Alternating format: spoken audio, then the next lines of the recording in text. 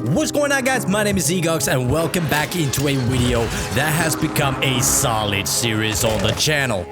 And as we're speaking, the Superior 46 meta is forced to be reckoning in the zone, and this gun has the movement speed on deck. But today we're gonna talk about 5 tips to help you in Warzone. But first, obviously, let's let this beautiful intro rock before we get into the tips.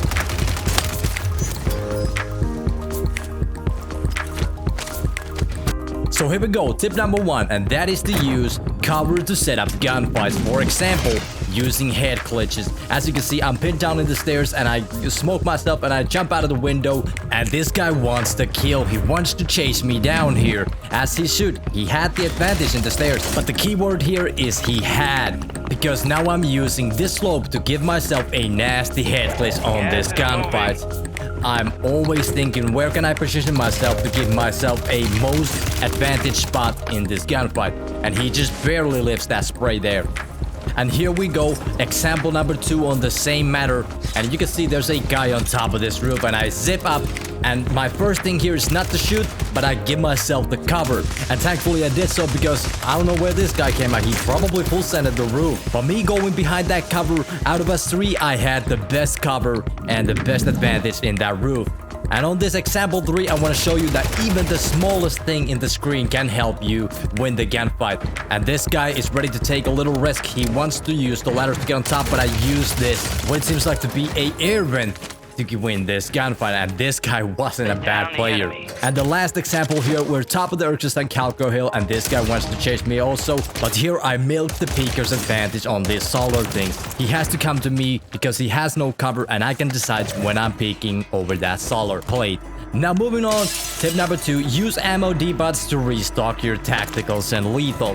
Too many players I've seen not even knowledge that there's a ammo depot right next to them where they could resupply their tacticals and lethals. So look into your minimap. If you see a bullet icons, there's a ammo depot to restock your lethals and tacticals. And here I was just kind of trolling with the gas grenade on the end game. But after 60 seconds you can use them again, so they go on a 1-minute cooldown after being used. And these players must be so confused, like, who the hell called a gas cluster here? Please don't add that in the game. And yes, I even use my restock perk to juggle 9 gas grenades to the end circle. Now tip number 3, use SkyNade. This is an incredible tool to put on pressure safely underneath to players who are top of the roof. Now both grenades can be used, but which one is better, sticky grenade or a frag grenade? Here we have a roof that height is 20 meters, and you can see the Semtex lands perfectly on top of this building. And there is no room for the players to react on the roof that there's a Semtex coming on their way. And next, let's take a look at the normal frag grenade, and I throw up without cooking it.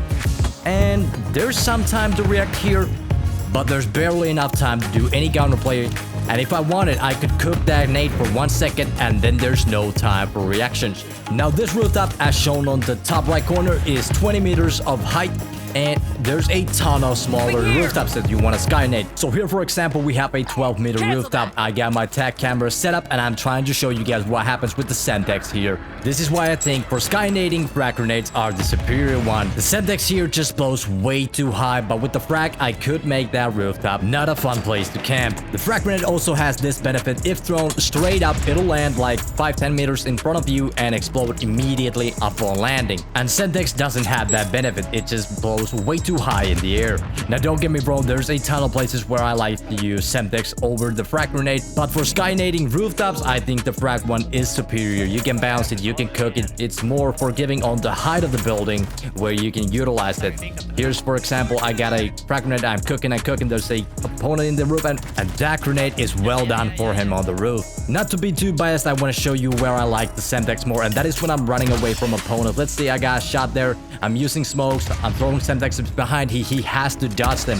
If he wants to chase me down, he's gonna tag those Semtexes, making me meter, break those plates, and then I can set up this heady here, and then I can just take that guy out. So let's got the SkyNading there. Let's move on to tip number 4, and that is the SmokeUp. So I throw one up, it'll land later, and I can start whatever I'm doing. For this example, I'm using Intel. fully covered in the smoke, so there's no shot I'm getting shot here. So I see a ton of good players use this method, and here, for example, if you go for a fat buy session, you can buy your teammates back loading, plates, munition, UAV, gas mask. Hell, you can buy even the groceries for the week here, while being fully covered by the smoke here. Here's another example. I throw my smoke down, buy the loadie, throw the loadie down, reset the smoke, wait here and throw another smoke up, pick up my munition box, and let's go for the loadout here.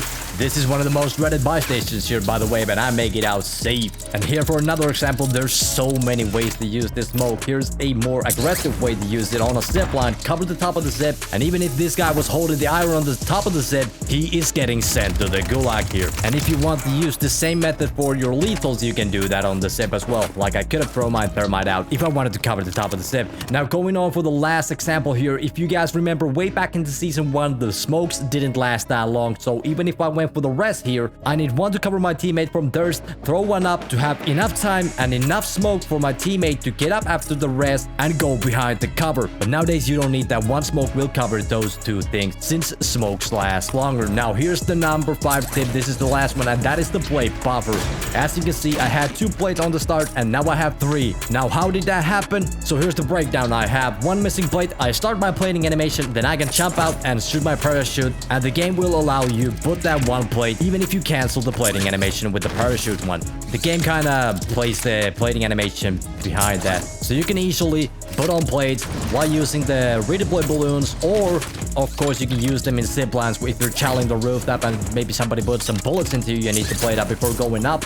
You can play it on the zip lines as well. But the main benefit, I think you'll see getting your gameplay faster when you're just jumping out of the rooftop and you need to put that 1 plate on. You can start the plating animation and shoot your parachute and you're good to go. You'll get that plate going and you can start making your way to the red dots if that's what you like to do. Now that's gonna be everything for today's 5 tips for you to Warzone. Now leave a like and subscribe if you like this and want to see more of this. I still got a couple tips ready to go if you guys want to see those. Here I'm just playing with this guy here.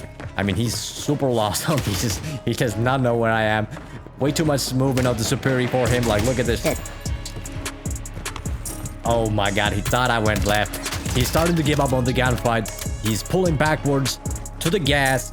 I mean, thankfully, somebody told him never turn your back on your opponents, because that's one thing that he's doing right. He's not turning his back on me, although he is going towards the gas. But we all start somewhere. I understand this guy's struggles. But until next time, check my channel if you want to see more about Warzone, because the Warzone videos there are definitely starting to stack up.